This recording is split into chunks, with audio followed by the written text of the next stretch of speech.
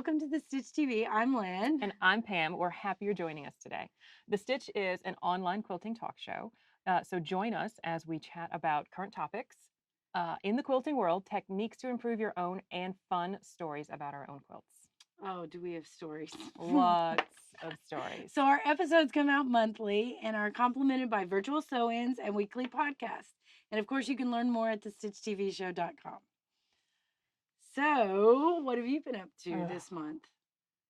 Well, so my immediate focus is stuck on this stupid work week that I've had. But in the middle, Put work aside. I know, Put letting work it aside. go. I know. Letting it go. Letting it go. Let it go. I've had a busy week too, but go ahead. Oh, so Bonnie Hunter.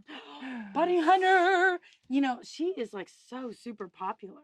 Like she puts out stuff and everybody's like, ah! On But it. this is the big time of the year for Bonnie Hunter. Yes. So her mystery quilt, and we talked about mystery quilts last month. She announced the colors for the mystery quilt, whose name I'm not even going to attempt to announce because I am horrible at accents. Well, it's Italian. I know. So she went to Italy. So the whole quilt's inspired by Italy and the Italy the colors palette. from Italy. Except I haven't been to Italy. My Me thyroid's neither. been to Italy. That's a I whole lived nother in story. I lived in an Italian community. Oh, fun. Had mostaccioli, tortellini, Tacos? No, not tacos. Lived across the Italian Hall. They played bocce ball. Okay. They argued about, if you ever played bocce ball, it's No. fun. Oh, I've even got like 2 bocce ball sets. I get that confused with petanque. I don't know what petanque is. What's petanque? I don't know, but I learned about that from the Cosby Show. So, but anyway, the mystery quilt colors came out, and I thought, oh, how delightful! I just got done using up all those colors from my stash, so I wouldn't have them anymore. So I've never done the Bonnie Hunter mystery because I've printed out the directions one year and then just things went bad and I didn't get to do it. Oh. But I really like the colors this year, but you don't.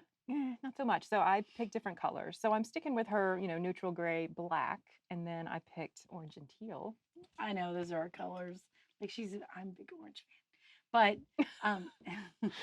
But no, the colors are kind of that Marsala, which is the color of 2015, the Pantone color of the year, and then it's like this golden yellow, which is kind of a rich yellow kind of thing, and then gray, black, and neutrals. Yes. So, but I liked it. They're nice together. I just feel like I had already done quilts with those, and I didn't have those in my stash, so I went with colors that were a little brighter. Well, so everybody, the first clue comes out, I think, Black Friday. The day this episode comes out. Yes, the same day this episode comes out. So you have to watch us while you download Bonnie Hunter's instructions and 520 half square triangles. Probably 520. First week, do 520 half square triangles. Anyway, so you know what I've been doing this week? It's been crazy. So a dear friend of mine, Mary Ellen Van Holt, is the owner of Little Quilts, which is a pretty famous quilt store here in the Atlanta area. And I think nationally too. She does fabric for Henry Glass. She has created patterns. She's been quilting for a long time and been in the industry a long time. So she's decided to retire. Dun, dun, dun. I mean, really sad music needs to be playing right now. Just because it's so sad she's retiring. She's just an amazing woman. But it's all good reasons. She's doing it because she wants to spend more time with her family and her grandkids. And I think she's still going to design fabrics and design patterns and stuff. So anyway, I've been helping out at the store. So it's been a happy, sad because I'm happy for her, but I'm sad because, the store's not going to be there anymore. I mean, Little Quilts is like a quilting institution. And it's one of the shops when I think they do a lot of Civil War reproduction. Tons, yeah. They're not necessarily my jam, but whenever I go in there, I always find something that I want. Yes. Anyway, so it's a nice balance. So I've been cutting fabric for like 2 weeks now.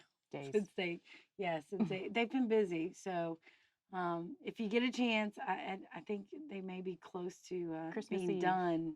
Yeah, Christmas Eve, but the guy told me they may close sooner just because if there's nothing left to sell. Yeah, getting out of there. So it's been a happy, sad week for me. I'm happy she's retiring, but I'm, sad selfishly for myself and other quilters in the quilt world. I think everybody said that. A lot of people said I think that.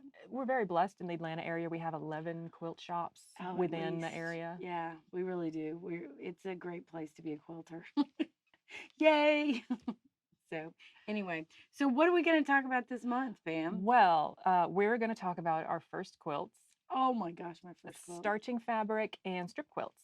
So, Lynn, what's your first quilt? First quilt. Oh, so my first quilt was back in the early 90s, late 80s. And I was in grad school, and the pastor of our church, his wife, decided to teach the girls in the church who wanted to learn quilting. So we went down to Hancock's. We lived an hour from Paducah, Kentucky, which you know is Yes. Quilt uh, Mecca. quilt mecca. I think they call it. What do they call it? Quilt City, USA? Quilt City, USA, Paducah, Kentucky. Yeah, so we lived an hour from there, and so we went down to Hancock's of Paducah, which is kind of a famous quilt store. Also, if you haven't been there, it's pretty cool. But so I went and we picked out an Eleanor Burns quilt in a day log cabin. You know, everybody does log cabin. That's probably your first quilt, log cabin. No, you didn't do a log cabin. So this is my first quilt, and it's got polished cotton in it. Yes, some shiny. Oh my gosh, you can't find polished cotton anymore. It's all like 80s stuff. And of course, it was right after. That's some Laura Ashley right there. No, Waverly. Jessica, what's her McClintock. Yes, Jessica McClintock, Waverly Girl. Fabrics, all that kind of stuff from the 80s. And then you know, emerald green was huge in the 80s. So mine's all green, and the polished cotton fabrics cracked me up. They wanted me to put that dusty rose pink in the center, and I wasn't a big pink fan at the time. So I put green there. So this is not traditional. You know, traditional log cabin will have a red or Yeah, for the hearth of the home. for the hearth of the home or the chimney, yeah, kind of thing. So this is my first quilt, and what I didn't know about quilting was I didn't understand the 1/4 inch seam. Who's got time for that? I know, so I was I was just going by a line on the sewing machine, which would have worked out great had I sewed on the same sewing machine to finish the entire blocks. So some of my blocks were like, I don't know, 12, and some of them were 10 and a half. So it didn't work out well for me because half of them were shrunk up. And then this is my other first quilt because I had to, so I finally put the tops together. It's very gappy. And this is where we found out true, well, you know, like it's bunchy up Okay. kind of There's thing. some pleating. Yeah. Some, Yeah, yeah. gathering of the threads. So anyway, but I didn't so I kept this for a long time, and then I went and took classes at Red Hen, which is a quilt store here, on long arms. And so this is my first long arm attempt too. Oh. So it's kind of my first on both accounts. So it's my first. So yeah, see, look. And this is where you find out it doesn't quilt out, really. Yeah. No. Well, it Doesn't may. quilt out. It may. Yeah, no, I got some jacked up quilts. This could go on, yeah. Yeah. So I don't have my first quilt, and honestly, I can't remember which of the two that it is. Because I've been sewing since I was 5, but I didn't start quilting until 99, 2000 when I got married as a way to connect with my mother-in-law, who was a quilter. Right. And I thought, well, we need something to talk about because we didn't have kids yet. So I'm going to just take up this whole little quilting thing. I'm sure it'll be fine. Now she's obsessed. So I don't know, chicken or egg story. I don't know if the cheater panel that I did, which had a basket of You kittens used on. a cheater panel? Absolutely, I did. Oh my gosh. Do you know So just a panel printed with a picture of, I think, a cat and some okay. yarn. And so on my Singer sewing machine, the same one that I was making my wedding dress on, I can't believe she without a wedding walking dress. foot, That's incredible. and I just stitched it. I didn't free motion, just used the regular foot, and just stitched around every stupid line on the cat and the yarn. And so, but then on the background, nothing, just big giant areas that are unquilted. Gappage. And when you just do the panel and you don't put anything else around it, it's not really that big. Oh yeah. I don't know who I thought could use this quilt. So it became wall hanging. Yeah. I don't know Or a what table the runner. recipient, because I donated it. Right. For a while, I didn't keep any quilts of my own for So at you don't least have 3 to your 4 years. first quilt. So that one I don't, because I donated it to charity. The other one that may be my first quilt, but again, my timelines are messed up, is one I made for my mom, and she has it. Oh, okay. Well, And that's so good. my parents had been to Hawaii and really, loved the trip and had a lot of fond memories. And I thought, well, I'm going to just make a little something, something to commemorate that for them. So I found a fat quarter bundle of Hawaiian inspired prints. So it's like little hula girls and little, hibiscus Right. flowers. And I just cut squares. I think I knew enough to use a rotary cutter and not scissors. Rotary cutters came out in the 80s. And then I didn't know what sashing was called. Yeah. Sashing, the So stuff I that called goes it around the lattice. block. Lattice. Oh, Lattice. well, I've called some things lattice and describing some quilt Yeah. appraisal stuff, but So it really was lattice. no, this was It wasn't sashing. non-legit lattice. And I didn't use cornerstone, so I said, let me just use some 1-inch strips in the middle Oh, wow. with an inconsistent 1/4 inch and stitch the squares together with this lattice. Yeah. And then just did a long skinny strip in between to build the rows. Well, of course, I didn't line anything up. So it's like square, square, square, square. So it's almost like a jacked up checkerboard. Absolutely it is. And then I thought, I don't want to disrupt the pretty fabric that I just put in these squares. So I only quilted in the lattice, one line. And I use polyester batting. Oh, which has its merits. No, but if you're hand quilting, polybat or wool is what you want to hand I did not quilt hand with. quilt. I did not close enough quilting, Silk. and my mom still has it and hangs it up in her bedroom every once in a while. Every once in a Alternates while. it with other quilts that I've When given Pam them. comes to visit, she hangs it up to No, make no, Pam feel she knows to better. put one of the better ones up because I don't want to see the jacked up Oh. one that I gave her with the Okay. horrible binding that instead of a 90-degree, it's like that. Yeah. That's my first quilt. That's your maybe. first quilt. And I didn't label it. I'm like, maybe everyone will forget I made this. Oh, you should I say that. I may not have a label on this. Girl. I know. I'll be in trouble. That was a bold statement to use white thread on a dark backing. Yes, I did. Well, you want to see what you did. Oh, and don't no, look. you do not. Because the long arms, they have stitch regulators, but you can go faster than those regulators can handle. Yeah. I'm just saying. I'm like, I think when I first drove the long arm, I was like a wild woman. D for Johnny. I've since slowed down to let the regulator work with me and not me, like have the machine beep at you all the time. Like, why is this machine beeping? Oh my God. It just makes a ton of noise. That's because the machine's broken. It should have been a clue, but I had headphones in, so I didn't care. Finally, the lady came over and turned off the beeper. She was like, if you're going to do that, I can't handle it. I'm like, okay. Totally annoyed her because she wasn't stitching on it. She knew what she was doing. I didn't know it. At least I only had judgy cats witnessing my first quilt. I wasn't out in public working on it. So yeah, she turned it off. She goes, "You can't do that." I was like, "Well, I just Challenge did." accepted. Anyway, so those are our first quilts. This is where we started. So when we show you other stuff, you go, "We have humble beginnings." Yes, humble beginnings. Definitely humble beginnings. And that's so true because I was talking to a bunch of quilters as I'm cutting fabric all week, which I don't normally do, but I've thoroughly enjoyed working at the store a little bit and talking to quilters. Some new people are like, "Oh, it's my first quilt. Oh, you guys are so good." I'm thinking, "Oh, wow. No, you should see. First quilts can be rough, but everybody's started somewhere, and you just keep doing it, and you get better. Yeah. Learn new techniques." So, anyway, all right. Now here's a quick tip from our sponsor, and we'll be right back.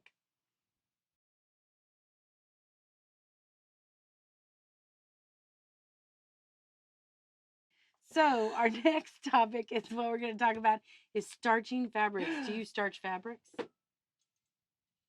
Possibly. Okay. Hang on a minute. This is not what I expected. So my question is, do you starch fabrics and you bring out vodka? I did bring out vodka. Would you like to explain why you brought vodka? Welcome to Zero Context Theater. Zero Context Theater.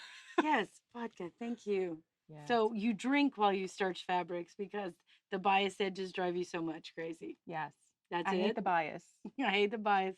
And it's driven her to drink. So, but I pull out the vodka not just for entertainment value. Okay. But I took a class. Because we're partying later. Woo. We're partying right now. Oh, okay. Sorry. So I took a class from Adita Sitar. Ooh, I love her 3 years ago, I think, when she came to Atlanta. I don't remember. And I was there. I had dinner with her. I had dinner with her. I didn't Okay. take a class. You were okay. So it was a Dresden plate class, and my project is still unfinished, but that's like my one UFO. Anyway, but she had a tip on making your own I've got hundreds of UFO, and you got one. That just amazes one. me. So So anyway, her tip, how are we friends again? I'm as not sure. Anyway, her tip. I'm I'm rethinking this sorry. whole thing. I'm taking my vodka. I I'm know. heading You'd out. think I'd been drinking it. So, so Can I her get to the tip. tip? Her tip Yes. was to use a potato-based vodka mixed with water, equal parts, as a starch alternative. Oh, Oh, I've just got visions of you're soaking your quilt in vodka, no, and you don't soak it. and then you give Gosh, it to a child, and they're like sucking on the quilt. I'm just thinking. I don't think you're doing quilting right. Oh, okay. So, it's a decent alternative because some people aren't comfortable with starch because they feel like, oh, it's going to attract moths and other bugs. When really, if you so like me and not like you finish your projects often enough and then you wash them, then they're not sitting around long enough to attract bugs. True. However, that's However, not everyone's jam. that isn't. So, but the vodka is still a decent alternative. Now, it has to be potato-based vodka. It can't be wheat-based vodka, which I didn't even think was a thing, but apparently, Really, there's wheat-based yeah, vodka. where they add in. I thought wheat was whiskey or bourbon, I am not knowledgeable enough or maybe about that's the corn. liquor. I don't know. We'll have to talk to other Something, people. but I thought all vodka was potato-based. It's not. So you look for Beer, something that says gluten-free vodka, gluten-free which is a vodka. thing, and you want the biggest bottle possible because why not? So it was a very fun time when, after I heard this tip, I went to the liquor store where I don't go very frequently with a friend of ours. And she and I are like reading all the labels and like, no, that one's not big enough, which is fun to overhear in a liquor store. No, we need bigger. Bottle So I of come home vodka. with this giant bottle of vodka, and my husband just looks at me like, What are we doing tonight? I was like, no, it's for quilting. Like, oh, okay. He was And disappointed. not really, because the added benefit if you use, vodka and water mix, when you're at your little quilting retreat, just Oh, okay. There you give go. me a little hit, which I would not recommend with starch Right. or starch alternatives, which are also good. Now I do mix it up. So there are some projects when What I is it? know, Mary Ellen's Best Press? yes, I like that stuff. that has the nice smell. Now you can Yes. add essential oils to the vodka water mixture. Oh, I like hesitate lavender. to only because I never know if there's going to be a staining element on it because some of those essential Oh, good oils point. do have a color to them. You don't want Yeah. to discolor your fabric. Yeah. Good Um, point. but I know Sharon Schomburg has a tip where it's basically you soak your fabric in a starch water mixture as well. And the round robin quilt that I got, one of the, Soak it. yeah, you soak it and then you let it dry overnight, like just hanging, not in a dryer. And it Oh, makes it wow. very like stiff but not cardboardy. Like a Did she do that where she, I mean, is that a part of the it's like blocking when you block the quilt? no, it's before you cut. Oh, wow. Like Before you you soak cut your whole piece. in vodka. There Yeah. you go. Well, vodka or Who Sharon knew? uses starch. Oh, right. She's a I, proponent of it's not going to hurt. well, yeah. I've seen her spray Windex on quilts. Oh, Go, yeah. look, it makes stuff come out. I was shocked at that. Um, but I use spray starch, like the cheap spray starch, on if I've got a quilt on the long arm that's got D cups on it. In other words, the stuff stands out and it's real gappy. If you spray it and soak it really good with spray starch, it'll kind of shrink it up some, and it'll help lay that flat so that when you quilt it down, it will not have all the bumps and now Yeah. you can do it so bad, like I've done a couple of quilts that you don't that doesn't help. I've tried. I soaked it, let it dry, soaked it, let it dry, and still had the gappage in the quilt. It wasn't Yeah, moving. that happened to me on Lone Star Quilt. And I just Yeah. ended up having to go in and just do maybe a 3/8 inch seam in the center And just because there was and you still Mount got Nipple an was not. and she still got a ribbon. I did get a ribbon. And she got a So ribbon. it works. So they didn't know. And I don't remember. I was in the judging room. I don't remember them saying that. So they didn't notice. Well, I also quilted She the snot fooled out of it. judges. Yeah, you did. It looked good. Thank It's you. a great quilt. So that's our tip for Vodka. drink vodka. Also, the holidays are coming. So yeah, there you go. Really, I just brought this to help with quilting, guys. Yes, exactly. So, but we did have a rule at one of our quilt retreats that if you do choose to drink, you can't cut fabric anymore. You must put down the rotary cutter. Yes. so that, you know, there's not women running around with Incidents. rotary cutters and that are drunk Or tipsy. or tipsy. Yeah, because you don't want to cut your finger or something because those things are sharp. Well, you get blood on your fabric. And I'm really And bad then you about got to get the putting. Windex out to get that out. Yes, the Windex helped with the blood. I don't know. I don't know what the Windex Well, the helped with. Windex She was helped. using it to take out different marks, like I Yeah, the think marking friction pen. pin and stuff like that. Yep. Yeah. So, but I didn't ever see if it worked or not. So I don't know. I saw her do it in class and it worked. And it was the blue marking pen, a friction pen. She tried it on all kinds of Oh, different okay. marking tools. I remember doing it, but I just didn't remember the details of Yep. it. Seemed to work So pretty good. very good. All right. Well, I think we should. Yeah. So hang on, Okay. because we have Sorry. another tip from our sponsor. Oh, okay. Great.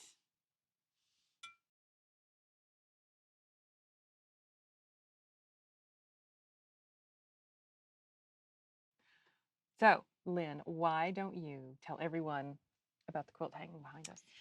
Well, this time of year, I think I always try to think of if I've got to get Christmas presents or holiday presents done, what's a quick way to do it? And for me, strip quilts is easy and quick. And so I thought I'd hang a strip quilt up here that I did a couple years ago.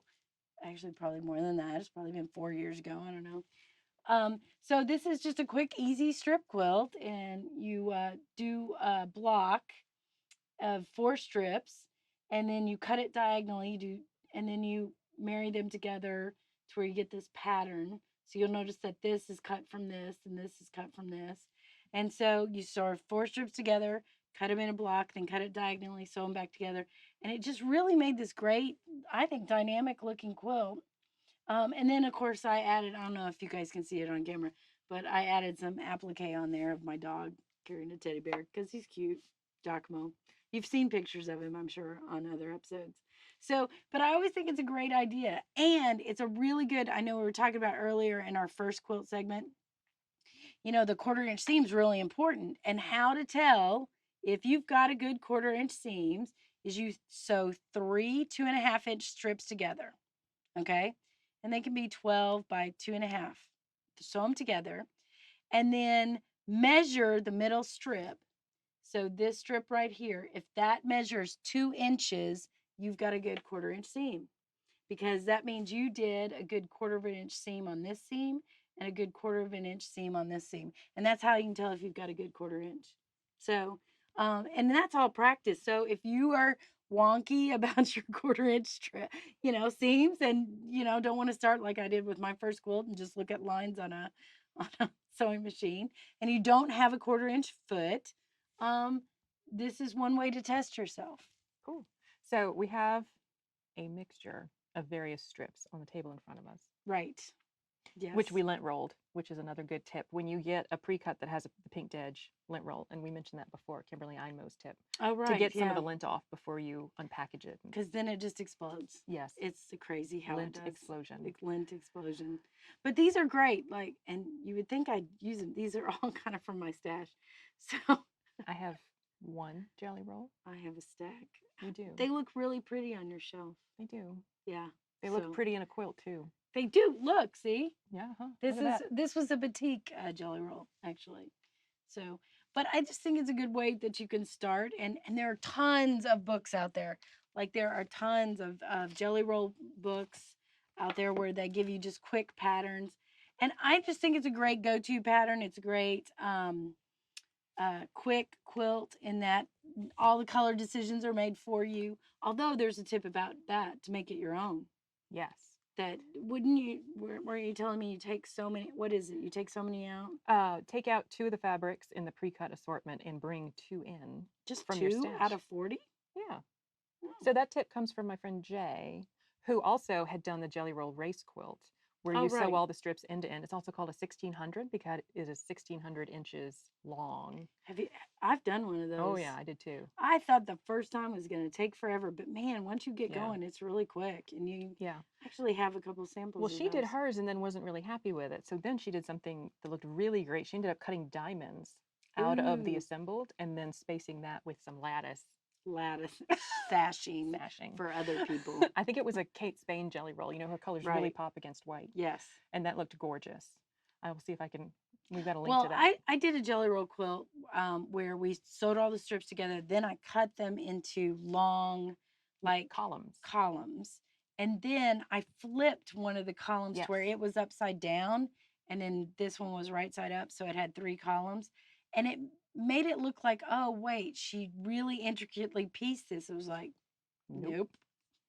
So, but quick, easy, and great quilts for, I don't know, if you do holiday quilts for your beds, or you do a nice quilt for someone for Christmas because you love them a lot and they're quilt worthy. Yes. Just saying. Can I point out one thing about this book? Yes, So the title, Strip Crazy, feels like it pairs well with vodka. I'm it just does. saying. And it's easy quilting. I mean, it's simple, straight line sewing. You're not doing complicated triangles or anything. I mean, the most complicated thing about this was once you get them cut, the diagonal cut is just remembering to sew the opposites together to get that look, which kind of makes it turn. I don't know. I was really happy It with gives it some movement. You get kind of Yeah. the spinny. And then what I did is I took all the extra strips and I just put them together for the border, for that secondary border, which just adds, it takes your eye out, it gives you place to rest with the inner border, takes your eye out to the secondary border, and then you end with the last sashing or outer border. So just quick, easy. You don't have to put the dog on there. That's another, fused applique stuff we can talk about later. But it's a nice kind of fun, and I did thread painting on him. I like thread painting on the long arm.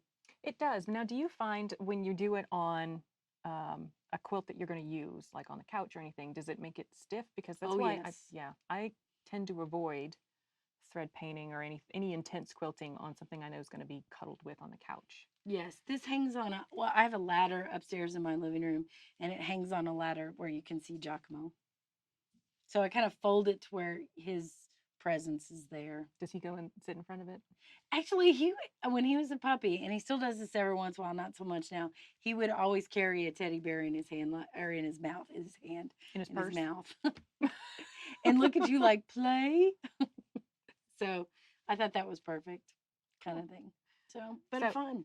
now a question about this one, and I don't know if they can see the binding on this. Yes. So for this particular quilt, you chose a binding that matched your outer border. Yes. How do you generally feel about choosing binding fabric? Do you always pick something that matches the border? It depends on if I want to carry the eye all the way out there or not.